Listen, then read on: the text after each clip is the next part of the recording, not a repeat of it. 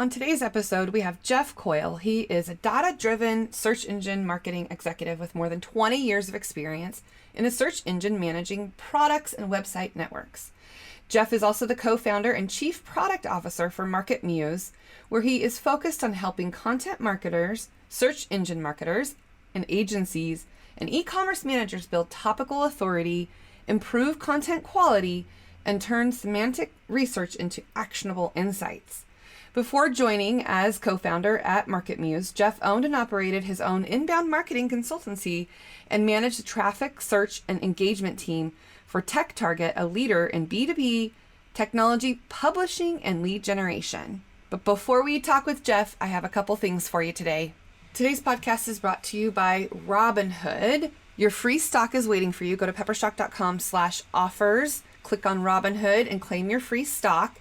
And you can get up to $5 to $200 worth of fractional shares from America's leading companies. Of course, limitations apply. It just depends on what you do and how you get signed up. But you can also get up to $500 in a year from referring friends. And everyone gets stocks. You're guaranteed a stock when you successfully sign up and link your bank account. But you want to keep building your portfolio. Keep in mind, 98% of the rewards will have a value of $5 to $10, but every piece helps build your financial future. And why Robinhood? Robinhood provides commission-free investing, plus the tools you need to put your money in motion. You can sign up and get your first stock for free. Of course, limitations apply, and other fees may apply, but please see Robinhood Financial's fee schedule to learn more. Go to peppershock.com/offers and select Robinhood to get your free stock now. Now it's time for our marketing essentials moment, the things you need to help you build your brand and your bottom line on this marketing expedition that we are all going on together. So today's marketing essential moment is all about content marketing. And really, this is the whole podcast and what it's about when talking with Jeff. But I wanted to take a moment to just tell you if there are things that you want written or that things that you need done and you're unable to do it yourself, we can help you with that. And so what his tool is all about is seeing the content that is good. And we have the team to help you with the content writing. So content marketing is really where we can take that strategic approach that's focused on creating and distributing that value that's relevant and consistent content that will attract and retain your clearly defined audience that will ultimately want to buy from you. And so to really pair this up with his podcast today, I want to share that with you just to say that we do have some content marketing packages that you can use and or even do yourself. There's ways that you can go about it on the Marketing Expedition community, the marketingexpedition.com community. There's things in there, there's tools in there to give you ideas of things that you can do to help you in your content marketing strategy by reaching and engaging those people that you really want to make sure that you empathize with and step in their shoes. What kinds of things do they want to hear and read about and know about that you have to offer them? So you'll want to make sure that your products and services are being seen by those people, and then they can share and engage, and they ultimately can make a purchase, or maybe they learn something from you. But every type of business needs some sort of way to communicate with their customers and potential customers on their websites and in social media and podcasts and videos and blog posts. All of those things are helping you to continue to build your search engine optimization, and your consumers or your end users are really savvy, and we want to make sure that they can get the information that they need so that they can make their own decisions about the products or services that they want to buy if they can find you on your website, right? They want to make those decisions online now more than ever. And so you've got to provide them with that information that will help them in their buying journey and their decision making. And so if content is something that you struggle with, that you need help with, there's ways to go about it, whether you hire Peppershock to do it or other content writers. They're out there in the world for you to help you with your content and on a regular ongoing basis, because it's certainly helpful in your business to be able to provide that information that people need, right? So it's just something that you can do. And if it's video content that you need to help with subtitles and all those things that are making it ADA compliant and helpful when people don't turn the audio up, we can help with all of those types of things to help you gain more authority in your industry. Okay, so without further ado, let's go into the podcast with Jeff, and you'll learn a lot more all about what we're talking about now in SEO and voice search optimization. Listen to the end. He gives you a lot of tips and tools and things that you need to help you in your marketing journey. Welcome to Peppershock Media's Marketing Expedition podcast, keeping you up to date with the latest in marketing and advertising. Now here's your host, Ray Allen. Welcome to the Marketing Expedition podcast. I'm your host, Ray Allen. I'm the president and CEO of Peppershock Media and the founder of the Marketing Expedition community. And today's guest, we have Jeff Coyle. Jeff, welcome to the show. Oh, thanks for having me, Ray. I appreciate it. I'm looking forward to the discussion. So, Jeff, just tell our audience a little bit about you and your background. And I hear you've got quite the wide diversity of things that you do. But let's just begin where your journey started. Oh, yeah, sure. So, my background, I've been in the content strategy, search engine optimization, lead gen, product management world since about 99, 2000. So I went to Georgia Tech for computer science and started with my first company called Knowledge Storm, where we were selling leads to software companies, B2B technology software companies. And this was in the day where, it wasn't a guarantee that content, that B2B technology, even large ones, had content on the web. So we were both convincing them that they should do that, as well as we were, marketing those pieces of content, like brochureware at the time. Let's digitize your content and get it online type stuff. Yeah. So we were selling millions of leads a month to B2B technology software companies. We were acquired in 2007 by TechTarget, who is a large publisher of B2B technology content, as well as B2C in some areas of technology, where I worked and stayed on with them for a little bit over 7 years, almost 8 years, as their in-house lead. While I was there, I had a consultancy, as most in-houses do, but I ran A/B multivariate testing, paid, organic, content strategy advisory, M&A consultation, and really anything that involved traffic going to a website and turning into something that somebody wanted. My team was probably in charge of or responsible for. Since then, I, at the tail end of my time there, co-founded MarketMuse, and MarketMuse is a content intelligence platform that sets the standard for content quality. And so having worked with kind of everywhere that I was just talking about, I saw the manual processes that go into content strategy and that go into content creation and updates. And my dream was that everyone involved in those projects was getting along. And a lot of those pieces of manual labor would go away. And my co-founder built the original technology that evaluated a concept and said, if I were an expert on this concept, and I were covering this topic comprehensively, what would it ideally look like? And then what would it look like if I had that represented on my entire website? Like I had all the concepts covered that would make me exhibit my expertise ideally.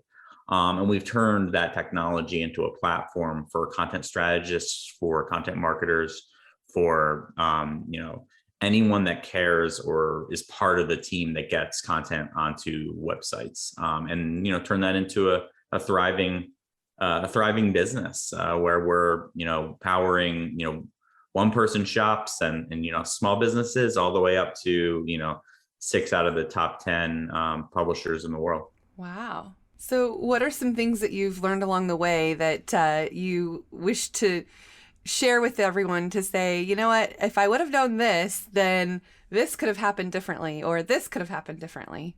Oh gosh, I mean, so many pieces, just thinking about, one from each kind of world that I've lived in. One that really kind of speaks to me today is that,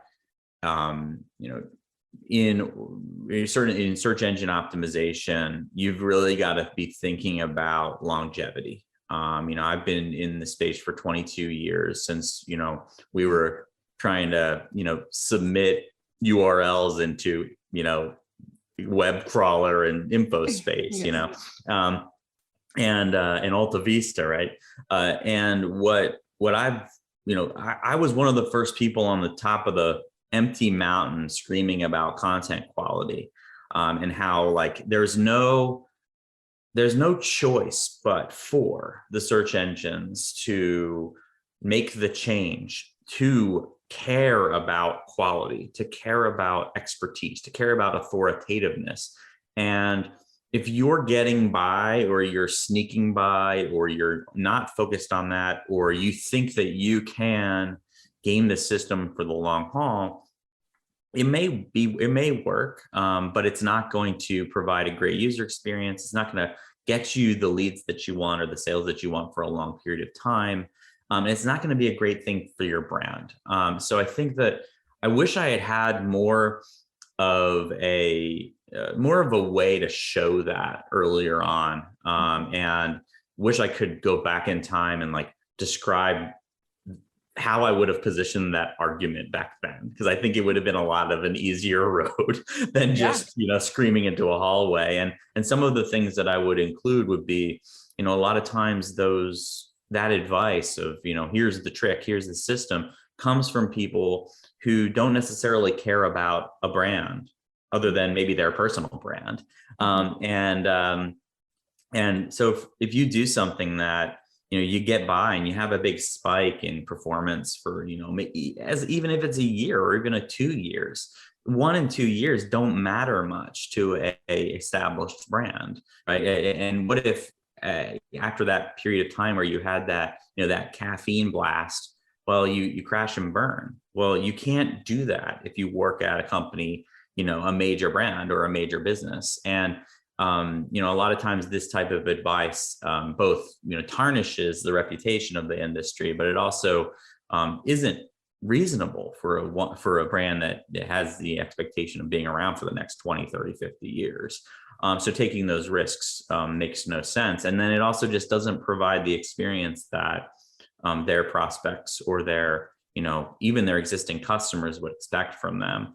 So that's something that really means a lot to me. It's building out plans, especially for content that tell the story that the brand is the expert. They're the person you want to go to if you don't even know you have the problem. If you know you have the problem, that early stage awareness type, they're the person who's going to give you great advice, throughout the journey, whether you buy something or whether you don't, and give you the, whether it's a learning journey, whether it's a purchase journey, and then they'll be there for you after you buy something, for post-purchase troubleshooting, or kind of like how to become a power user or champion development, like content that is what I'm seeking out if I've had this thing for a year, or if I'm continuing my educational journey.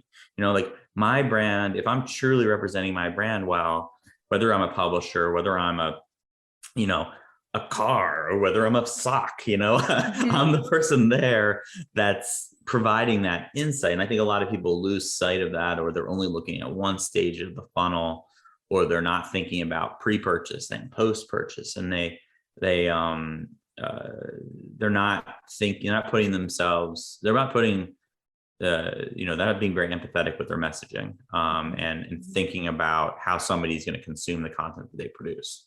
Right. What do you think the top things that people should think about before they even begin with the website, or maybe they're going through a rebrand or redesign or something?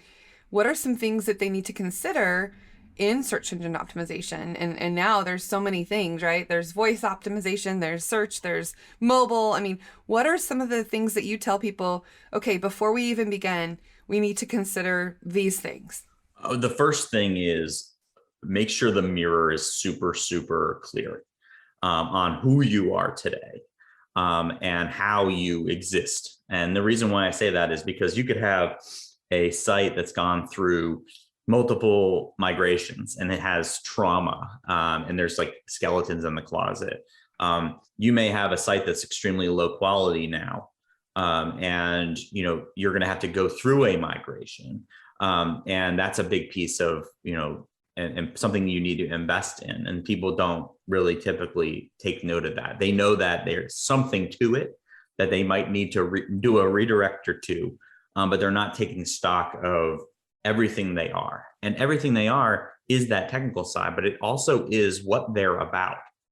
So the topics that they have authority on really, really matter as part of that process. And when you're saying like, where do I have strengths? Where do I have no coverage?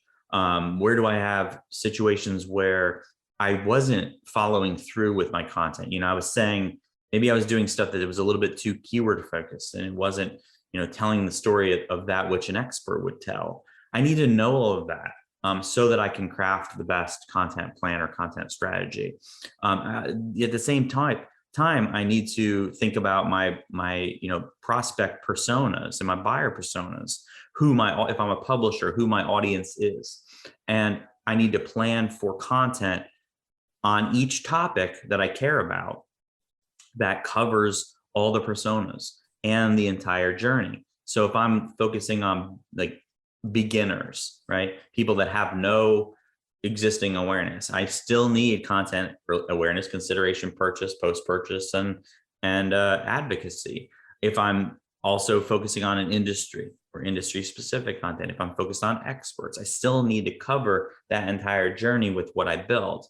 So the combination of who am I today, because that will give me a good lens on quick wins or how much investment I need in content is a big deal. So if I can get away with just writing one great piece on something and I'm going to win, great.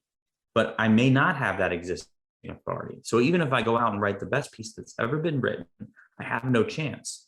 It's going to take me a year, 2 years of hard labor. I might not know what that labor is if I don't have this level of, acumen in search. But the worst case scenario is I go publish this article, these great pieces, and they have no chance. So I invest all this money and there's no expectation set. There's no predictability. So the plans that I would typically look for somebody to focus on are, who are you today? How much authority do you have? How much predictability do you have in outcomes of publishing?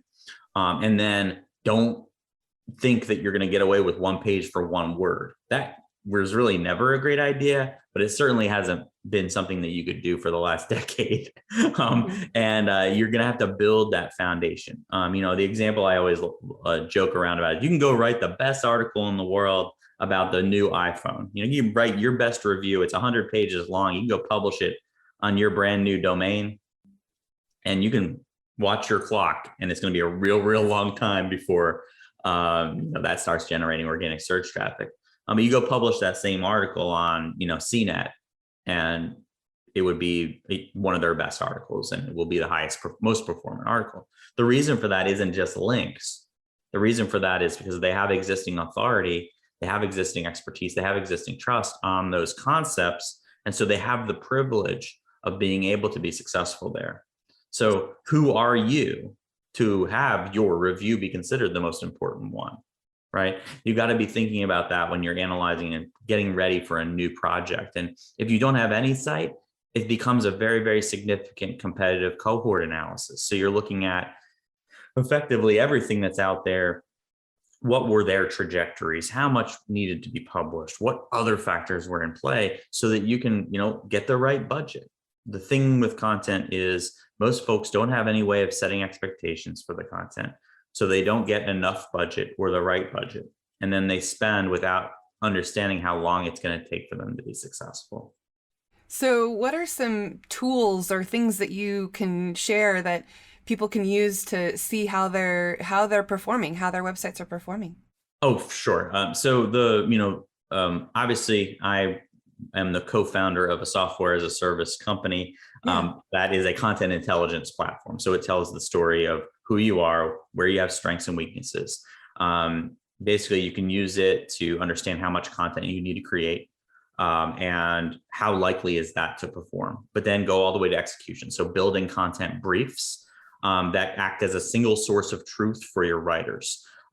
They tell the story of what questions need to be answered, what topics need to be included, what internal and external links should I include, so that the writer can focus on the things that they're good at. They can focus on writing. They can focus on building a great narrative. They can focus on production value.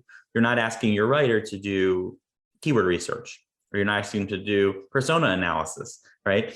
And you let the persons do the job that they want to do. And what we're often doing is asking people to do jobs that they're not good at, and it slows everybody down. It creates problems on those teams. But what we also provide is insight, how to make pages better, how to make content better, how to, not just from the standpoint of organic search performance, but comprehensiveness.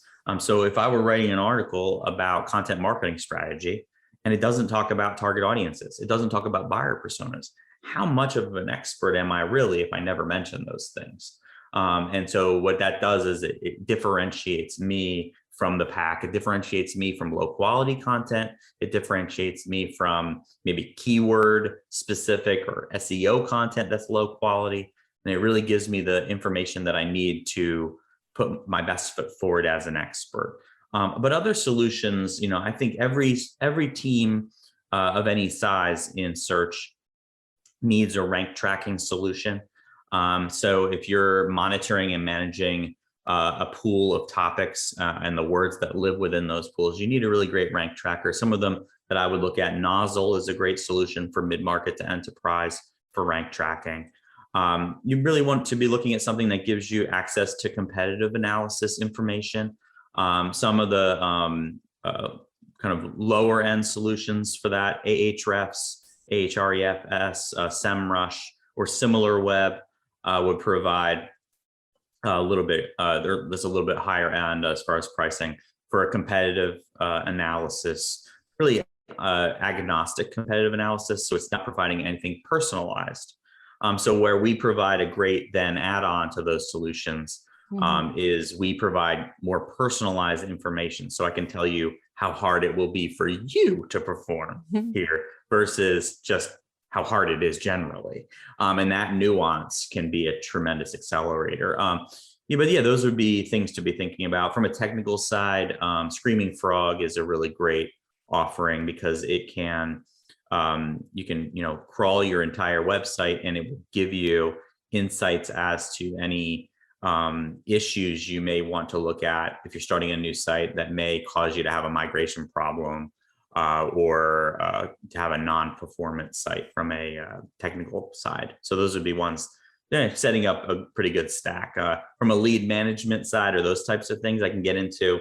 But one I'll give the audience one to check out is called Mad Kudu. I'm a big lead gen person. And this is the first solution that I've used that leverages artificial intelligence to predictively score leads. And I think that it's kind of one of the next big things is that company. It's MADKUDU, worth checking out. All these names, all the names that everyone comes up with these days, it's just always fun to hear them. I just always am looking for reconciliation in any marketing, any hypothesis in marketing. Can you reconcile it? Can you attribute it? And I think that right now, a lot of people they struggle with connecting their work to value. And lead gen is a great example of that. The intent data market, where it's like you get a surge from this company and it's like, okay, well, is that a placebo? Did that make people sell differently? Or, content is a great example, right? People read that content and then did they read more content on your site? Did they become a lead? Did they then become a customer? That journey may take a year. It may take 2 years, depending on, the process and how long that is. It may be 2 days if you're selling, shoes or socks. So you got to know how to attribute. So I love any solution that's really trying to be the sheriff for attribution, and that's why I love Mad Kudu, because it takes a predictive lens to lead gen and says, how likely is it that this person is going to become a customer based on all the data that I have access to in your CRM system, in your marketing automation system, in your billing system, in your demographic system, and it's about all the things they do and also their demos, which is pretty special. So when you combine a solution like MarketMuse, to be able to attribute and give value to the content you create and grade it objectively, and then you are grading your outcomes objectively, you truly get a team that can work together. And that's big difference than like people looking at a list of leads and going, these are good, or these are bad, or someone saying we should write this article, and it's all from subjective. I like a great mix of kind of expertise and subjective behaviors, as well as kind of a source of truth in the data. And that's where I think teams can really level up. Tell me about some success stories of things that you've done with, or that you've seen when people, put these tools in place. Sure. I mean, the one I was just talking about, the lead side, it's we are one. We were able to refocus investment inside our team outside of kind of lead qualification and put it in and invest in account management, invest in more consultative behaviors, because we kind of could tell the difference between a good and someone who was further along in the cycle. But as far as from, our client's perspective, I like to say we kind of have too many case studies, so it's hard for me to pick them, which is a luxury to have. Sure. But it's a mixed bag. It's a mixed bag of different things that equal a win, because content is so it's so different from a publisher to an e-commerce site, maybe an affiliate site, or a small startup, or everybody has their own journey with content. So I like to kind of reference that no matter where you are and what you're focused on, we're okay with that. But we have startups that have gone from being able to put 2 pages out per month with no predictive analysis to being able to put 20 out with the same team, while increasing content efficiencies by 6 to 10x. So what I mean by that is content efficiency is one of the most important metrics. So that would have been my other, like when you said, what do you need? You need a content efficiency metric for yourself. It's how much content do you publish, or how much content do you update, and how frequently do those items achieve their goals? So most people, the average is about 10%. Okay. Now everybody's brain just broke and like 10%, that sounds terrible. And so that when you ask somebody, how much does content cost? And they say, I don't know, a couple $100. And you're like, okay, but you're 10% efficient. So how much does an effective content page cost? And they're like, a couple $1,000. And then their brain starts working. It's like, oh gosh, what if I were able to only publish content that had a chance to win? What if my efficiency rates went up to 30, 40, 50%? But what does that do to my business? And that's the journey that I have with people like every day. I'm like, okay, well, you published 10 articles in the past quarter. Only one of them is providing recurring value still. That means you think content is about $400 to $500 investment per item. It's actually probably a lot higher, but then it's actually about 10 times that. And then, you wipe away the tears and you realize that that's your first step. It's understanding your own efficiencies. It's picking winners. It might be quick wins, but it also might be, I want to grow my presence in this space. And I know that I have to invest in 30 articles or, and update 10. And then I know that I'm going to get to this over this mountain. But it is not uncommon for us to update content. That's the quickest win. When you go in and update content, we can typically take a company with a reasonable content inventory, a couple 100 pages, even 100 pages, as long as they have some authority, and drive 20, 30, 40% growth in the first 3 to 6 month phase, where we're just updating content. And then you're looking at the next phase is just really revving up efficiencies, where it's like, how much content do we need to create?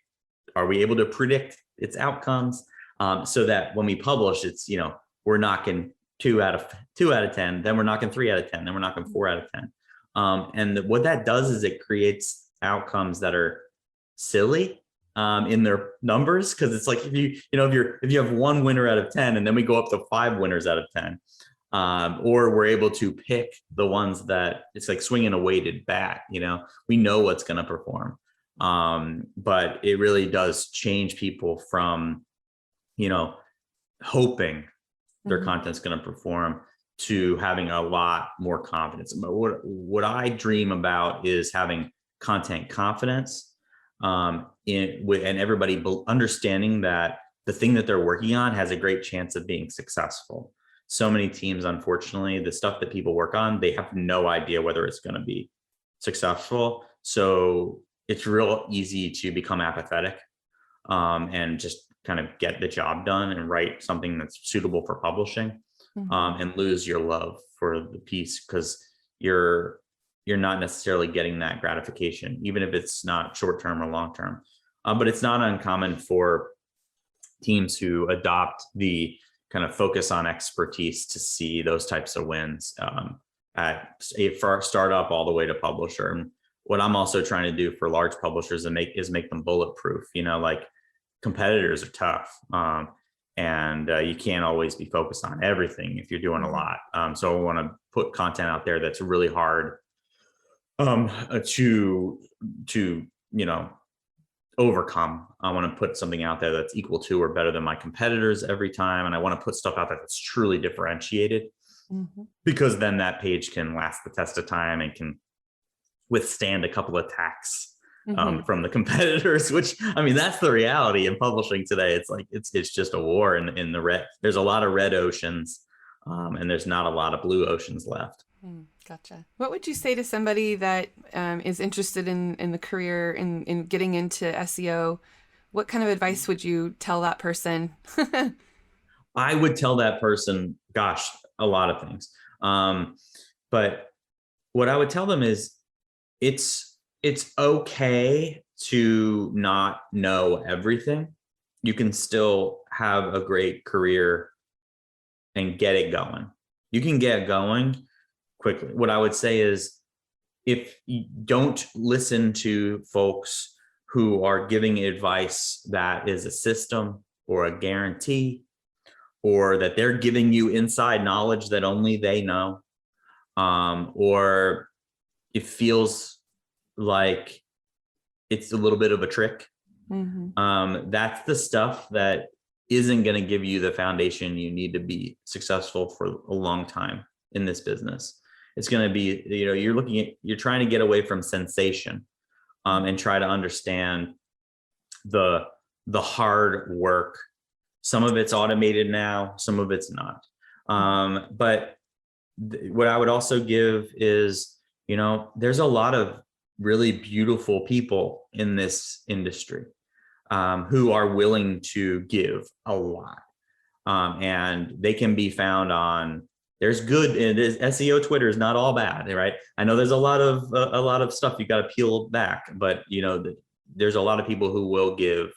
And if you're putting yourself out there, communicate where you're at, what you would like to do. Don't overstate your skills, and what I think you will find is that there's a lot that will come back to you in return. And as far as literature, Stephan Spencer and Eric Enge's book, The Art of SEO, is a really great read for anyone getting started. Andy Crestodina's Content Chemistry, from a content side, it's a couple years old, but it gives you that good framework. And like I said, stick with those types of resources, and trying to build your network, and get on some Slack communities, jump on Clubhouse, jump on Twitter Spaces, just ask people for those types of insights. And I think that what you're going to find is that you'll get a lot in return. Excellent. Wow, that's a lot of good tips and information there for people to glean from. Thank you for sharing, Jeff. Anything else that you'd like to share that might be helpful or useful to our audience who are going through their own marketing journeys? And if they want to use your tool, those types of things, go ahead, share with how we can use it and what we can do. Oh yeah, certainly. Well, first thing is, I answer everything. Jeff at marketmuse.com, Jeffrey_Coyle on Twitter. You feel free to DM me or shoot me a note there. Also have a Slack community called the Content Strategy Collective. Feel free to reach out and for an invite there. We have 1,500 of the world's best content strategists and search engine optimization professionals in that Slack group. And we have two offerings, which I'll say, if you're a small business or a smaller agency, to go check out. We have a free offering. It's real best price, right? to go check out. It's all of our applications. It's limited usage, but go check that out at marketmuse.com. And our standard offering is ungated access to those same applications. If you are part of a kind of a mid-market or a startup that's growing, or a larger organization, check out MarketMuse Premium. Just check it out on the site. We can set up a custom demo for you. Those are the things to be looking at. I also recommend right now, the big movement is, there's a lot of information out there about natural language processing and expertise, authoritativeness, and trust. So if you're getting into this, or you're trying to understand where you can really differentiate your brand, focusing on EAT right now and really thinking about whether your site tells the story of expertise is a big differentiator. Yeah, for sure. Excellent. And, we are thinking a lot more about voice search optimization too. Tell me a little bit about that and kind of how those things are coming into play now with Alexa. And if I speak too loud, my Google will, chime off. But I just was curious, in your world, like, what are you seeing? What are some trends going on now in voice? Great question. So one of the things I joke around about is I say the word intent way too much. I'm trying not to, because I say, if you listen to anything that I read, user intent, explicit intent, fractured intent. But the reason why I bring that up is because one of the easiest to identify intent is a question. It's usually very, very explicit intent, and it's part of a mission of a piece of content or someone who's searching for something. So typically someone who's searching for a concept, you can break that concept down into semantically related topics, as well as a collection of questions to answer. And that's why we construct our content briefs that way. Now, trust me, this is going to get back around to voice. And it's also what, you'll see in a featured snippet quite often is an answer to a question. A simple question could be, what's the capital of North Dakota, right? It's Bismarck, right? That's what we call a no simple intent, KNOW, simple, no simple intent. You may also have responses that aren't no simple, that have proposed answers. And so the reason why I break it down that way is because you need to know what elements of your content can be marked up as answers to questions. So there is actually schema behind the scenes in your content that you can mark up as FAQ, or frequently asked questions, or question answer pairs that can give you additional ability to perform for certain query types. You also need to structure your content so that you're separating no simple intent with just awareness phase or no content. I know that's a little jargony, but let's just say, using my example, what's the capital of North Dakota? It's Bismarck, right? Somewhere on your page about that, it should have that, that clear answer, the answer you would want Alexa to read. Mm-hmm. If somebody were to ask it. That may be on a page that's like your, guide, everything you'd ever want to know about North Dakota, right? But that component is what you want the search engine to identify as the answer to that question.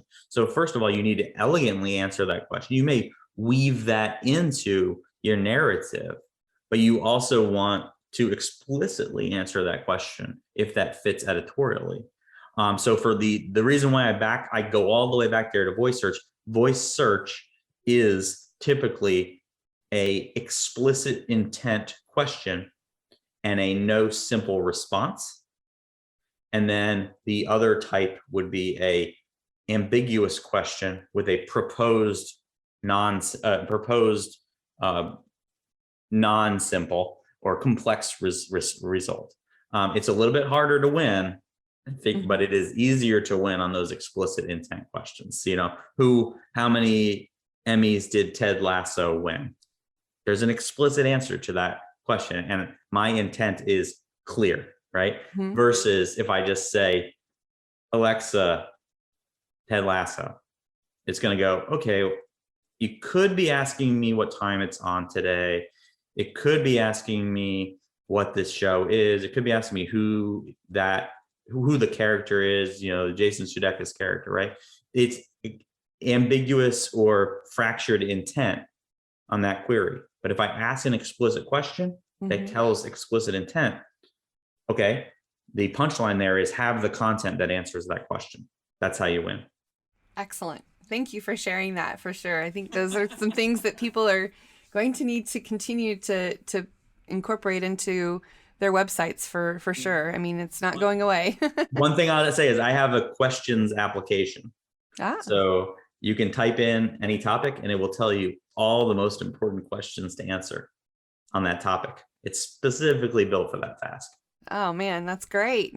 Okay, we'll have to check it out. I'm curious to check it out too. Seriously. Thank you so much for sharing all of this wonderful information with us, Jeff. And we'll be sure and put your links in the show notes and everything as well. But yeah, thank you for taking us on this journey and sharing more. And it's just scratching the surface, I know. But you also have webinars and things that you do. Is that right, Jeff? Yeah, we have a content strategy webinar series. And if you type in content strategy webinars into Google, hopefully we're number one. But go check it out on MarketMuse on the blog. We publish quite often about content strategy topics, how to use data to your advantage. So go check out those two things. And we do about 2 a month of our own. So fantastic. We'll have to check those out too. All right. Well, thanks for joining us. And for our audience, of course, the best thing you could ever do is give us a review or share this with your friends that you know that need to hear all of these wonderful things that Jeff had to share with us today. Thanks again, Jeff. And for those of you listening, enjoy the journey. Until next time. Thanks for listening to the Marketing Expedition podcast. Find more online at peppershock.com.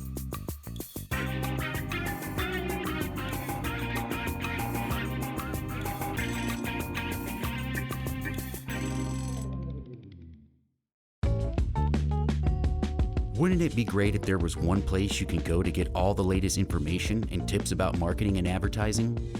The Marketing Expedition community is that place. People like you gather in our online community to build relationships with others and find the latest marketing trends, tactics, tools, and technology. We help you build your brand and your bottom line. Start your adventure today. Visit themarketingexpedition.com to find out more.